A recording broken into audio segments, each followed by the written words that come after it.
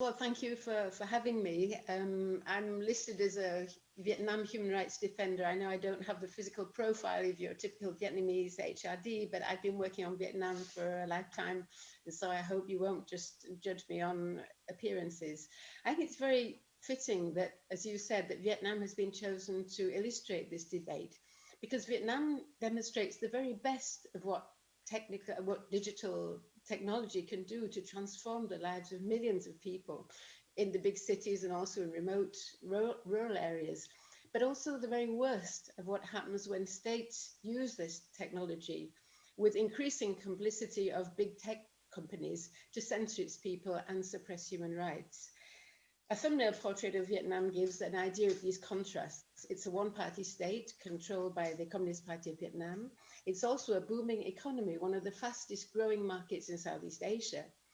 It also has one of the largest internet growth rates in the region. Today, over two-thirds of Vietnam's 96 million population have internet access, and over 68 million people have Facebook accounts. At the same time, Vietnam has the highest number of political prisoners in Southeast Asia, more than 200, according to our organization and the FIDH. At least one-third of these are imprisoned because of internet activism, and many are serving terms of 12 to up to 20 years in prison. Originally, the Vietnamese government actively promoted internet penetration in order to support the economy, but it also triggered a dramatic change in society that the communist authorities could never have imagined. For the very first time in this country, which had no free press, no independent media, people found a means to express themselves outside the mainstream channels and to have an access to unfiltered information and ideas.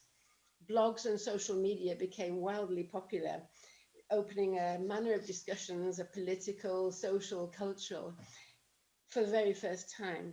Everybody potentially became a citizens journalist and they could bypass state censorship to express independent views, to expose corruption or land grabbing or other issues of official abuse of power.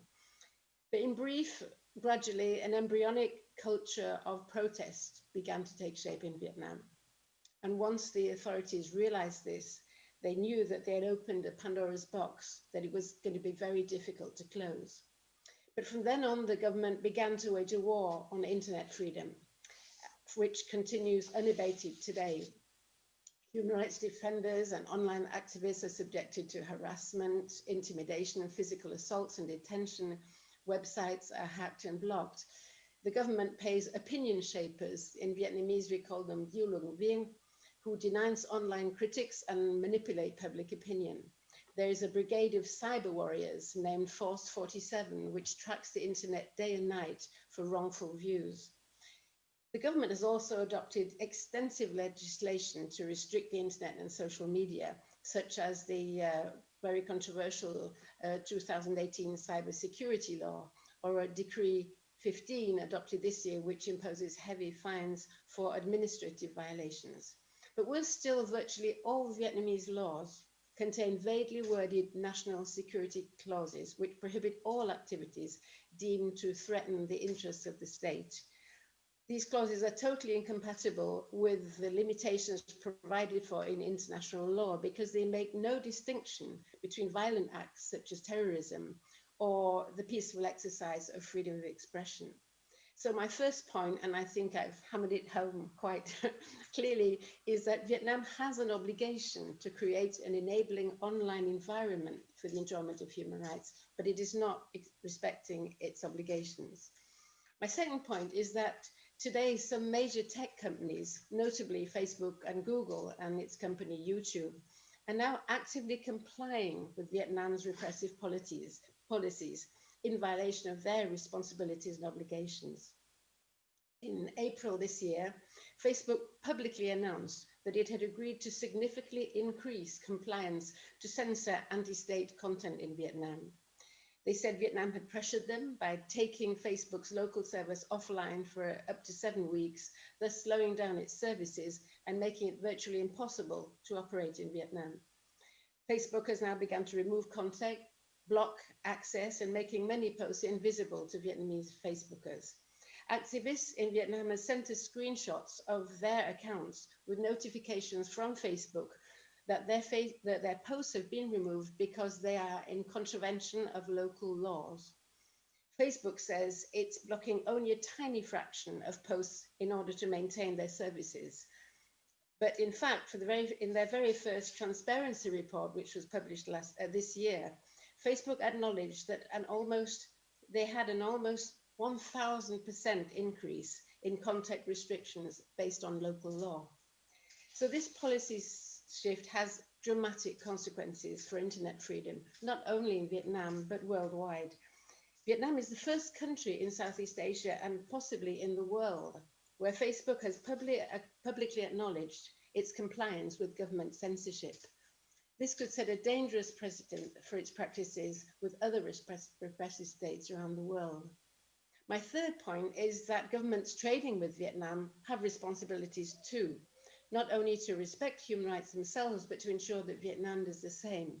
This year, as you mentioned, an ambitious free trade agreement between the EU and Vietnam, EFTA, came into effect. It was negotiated and ratified despite an intense political crackdown going on in Vietnam.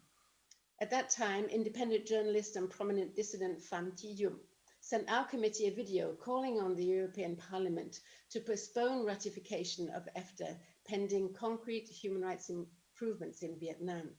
2 days later, he was arrested. Pham Thi Duc is charged with spreading anti-state propaganda, and he risks up to 20 years in jail. Vietnam had no qualms about arresting a prominent dissident at a crucial moment in EU-Vietnam relations because they were sure that it would be business as usual, whatever they did. And sadly, they were right. In conclusion, I want to stress that this courageous and resilient community of online human rights defenders in Vietnam is absolutely crucial to sustainable development. They're whistleblowers. They use digital technologies to alert opinion to ecological disasters or abuses of social and political rights. Without them, for example, whilst the government was in complete denial, nobody would have known that the massive pollution off the coast of central Vietnam in 2016 was caused by the Formosa steel plant, releasing toxic waste and ruining the livelihood of thousands of Vietnamese fishermen. Without them, who would reveal the truth about the deadly confrontation in the village of Dam Tam in January this year, where police clashed with villagers resisting the forced eviction from their lands?